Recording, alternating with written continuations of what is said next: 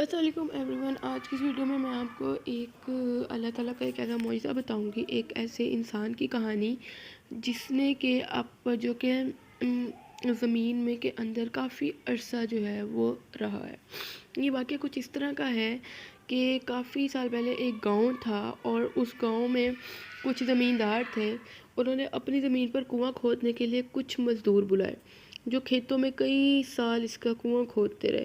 جب کنواں کافی گہرا ہو گیا اور پانی نکلنے کے قریب تھا کہ اچانک ایک روز کنویں کے ایک جانب سے مٹی کھسک کر کنویں میں گر گئی اور ایک مزدور اس میں دب گیا۔ باقی مزدوروں نے شور مچایا کہ منظور مٹی تلے دب گیا ہے۔ منظور اس مزدور کا نام تھا۔ مٹی نکال کر اس مزدور کو نکالنے کی کوشش کی گئی، لیکن جب کافی کھدائی کرنے کے باوجود منظور نامی مزدور نہ ملا تو انہیں لگا کہ شاید انہیں مغالطہ لگ گیا ہے، وہ مزدور کہیں چلا نہ گیا ہو۔ اس لیے انہوں نے کنویں میں مٹی ڈال کے اسے دوبارہ بند کر دیا، کیونکہ اب اس جگہ پر کنواں کھودا نہیں جا سکتا تھا اور نہ اس کو خالی چھوڑا جا سکتا تھا۔ کوئی انجانے میں اس میں گر کر ہلاک نہ ہو جائے۔ یوں ہی زندگی کا پہیہ چلتا رہا۔ 30 سال بعد وہ زمیندار فوت ہو گیا تو اس کی اولاد نے کافی زمینیں بیچ ڈالیں۔ نئے لوگ آئے تو انہوں نے زمینیں آباد کرنے کے لیے فصلیں کاشت کرنا شروع کر دی، تو انہیں بھی ایک کنواں کھودنے کی ضرورت پیش آئی۔ اتفاق سے انہوں نے اسی جگہ پر کنواں کھودنا شروع کیا۔ یہ وہی جگہ تھی جہاں پہلے کنواں کھودا جا چکا تھا اور ایک سانحہ ہو چکا تھا۔ مزدور جب کافی گہرائی تک کنواں کھود چکے تو اچانک انہیں دھوتی کا ایک کپڑا ملا، تو وہ حیران ہو گئے کہ اس گہرائی میں یہ دھوتی کیسی؟ دوسرے مزدور بھی پریشان تھے۔ مالکان کو بلایا گیا کہ کھدائی کے دوران کنویں سے دھوتی ملی ہے۔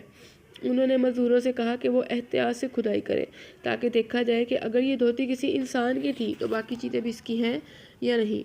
اس وقت تک کسی کو معلوم نہیں تھا کہ اس جگہ پر پہلے کبھی کنواں کھود کر بند کیا جا چکا ہے۔ مزدوروں نے انتہائی احتیاط کے ساتھ ہاتھوں اور بیلچوں سے کھدائی جاری رکھی تو اچانک کنویں سے ایک چھوٹی سی سوراخ نمودار ہوئی جس میں کوئی انسان لیٹا ہوا تھا۔ ان کی چیخیں نکل کے کیونکہ وہ انسان زندہ تھا۔ اس کی سفید داڑھی اس کی ناف تک بڑھی ہوئی تھی اور سر کے بالوں نے اس کا چہرہ چھپایا ہوا تھا۔ پہلے تو وہ یہ سمجھے کہ شاید یہ کوئی جن بھوت ہے، لیکن جب مزدوروں نے مالکان کے ساتھ مل کر اس انسان کو ہاتھ لگایا تو ان کو محسوس ہوا کہ ان کے پورے بدن کا گوشت پلپلا ہو چکا تھا۔ اس نے جب اتنے انسانوں کو دیکھا تو وہ بے ہوش ہو گیا۔ اسے کنویں سے باہر نکالا گیا اور پورے گاؤں میں یہ بات پھیل گئی۔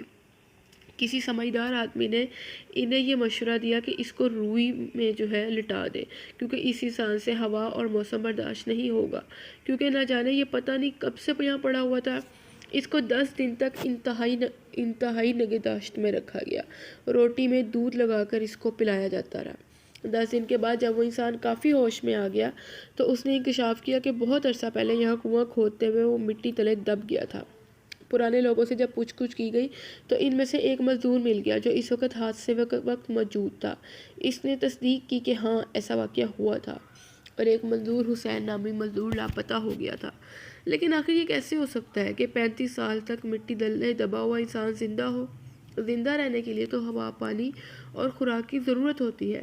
یہ بڑا غیر حقیقت پسندانہ تھا کہ آخر بنا خوراک کے، بنا ہوا اور پانی کے کوئی شخص کیسے زمین کی تہہ میں زندہ رہ سکتا ہے۔